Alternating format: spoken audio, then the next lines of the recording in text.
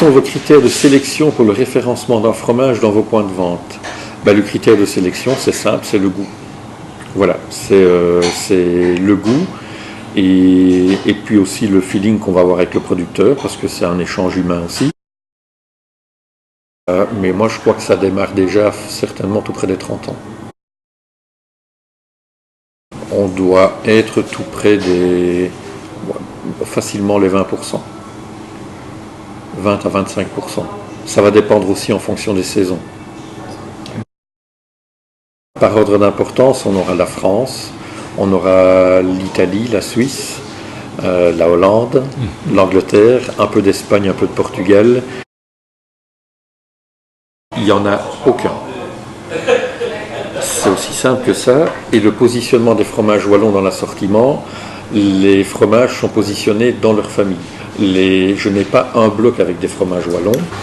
Donc si on regarde ici dans les croûtes lavées, on va retrouver des fromages italiens, des fromages français, mais on va retrouver le plateau des Fagnes, on va retrouver le pot-au-pré, le malmedy, le pavé de Soumont.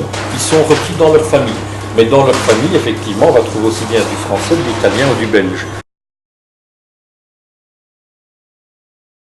Donc voilà, on va retrouver chaque fois au sein de la famille les produits, quel que soit le terroir d'où ils viennent.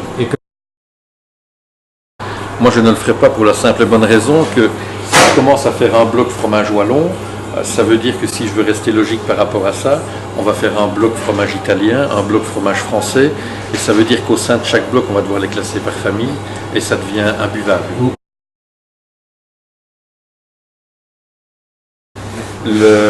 Donc au lieu de faire un seul bloc en disant ça se trouve ici, c'est de se dire on surélève tout l'arrière du comptoir, sur toute la longueur, et là on peut dire, ben voilà, tout ce qui est surélevé à l'arrière, ça, ce sont des fromages du terroir wallon.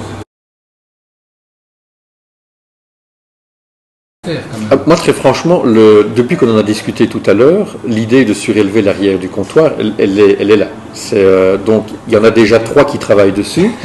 Et donc, quoi qu'il se passe, moi, de toute façon, c'est quelque chose que je ferai un jour ici en magasin.